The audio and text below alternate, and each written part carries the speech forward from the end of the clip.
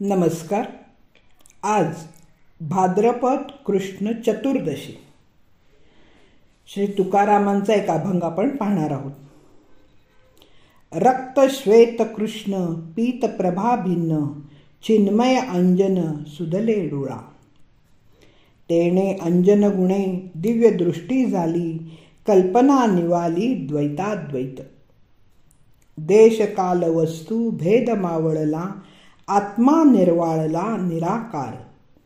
न झाला प्रपंच आहे परब्रह्म अहम सोहम ब्रह्म आकळले.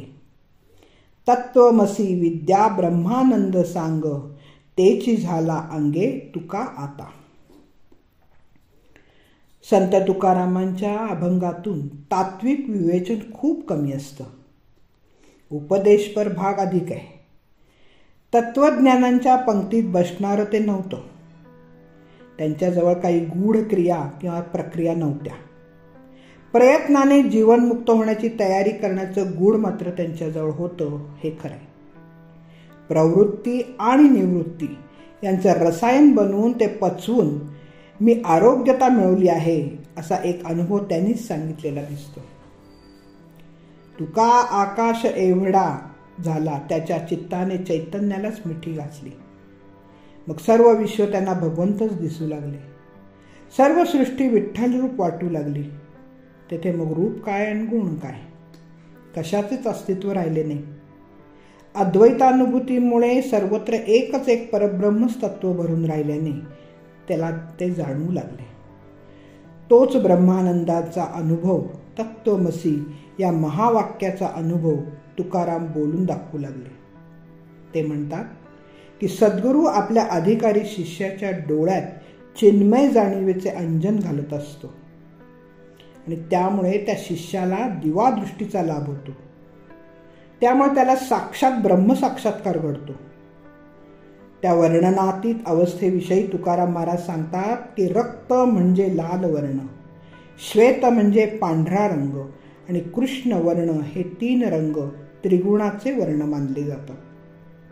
लाल हा रजोगुण, काळा रंग तमोगुण आणि पांढरा सफेद रंग हा सत्वगुण दर्शवतो. पीतरंग हा शुद्ध सात्विकतेचा रंग मानला तर या सर्वांहून ज्याचे भिन्न रंग गुण आहे ते म्हणजे चिन्मय, म्हणजे ज्ञानमय असलेले अंजन. माझ्या सद्गुरूंनी माझ्या डोळ्यात घातले, त्यामुळे माझी दृष्टी दिव्य स्वरूपाची झाली. परिणामस्वरूप द्वैत आणि अद्वैत ही कल्पनाच राहिली नाही, ती निमाली. आणि त्याचबरोबर देश आणि काळाची मर्यादा नष्ट होऊन वस्तुभेद मात्र लोप पावला. त्यामुळे माझा आत्मा आता विश्वात्मक झालाय, निर्मळ झालाय. त्याचा परिणाम म्हणजे प्रपंच नावाची चीजच अस्तित्वात न राहता सर्वत्र एकच एक परब्रह्म आहे हे प्रत्ययाला येऊ लागले. अहम ब्रह्मास्मीचा साक्षात्कार झाला.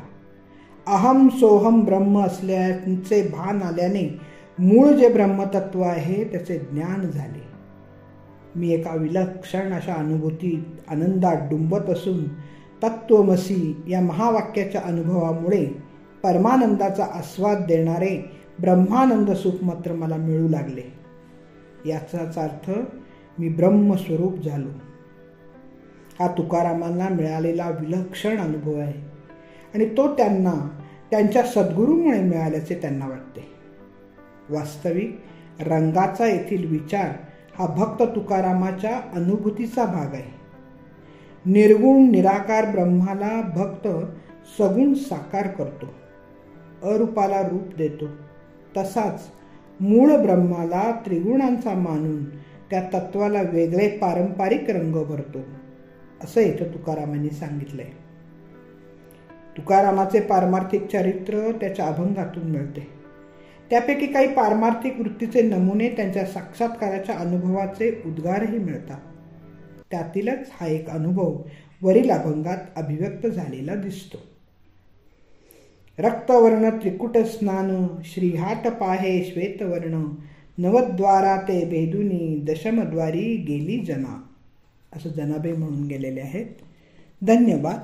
मी अभिवाचक सौभाग्यवती पल्लवी कुलकर्णी. नमस्कार.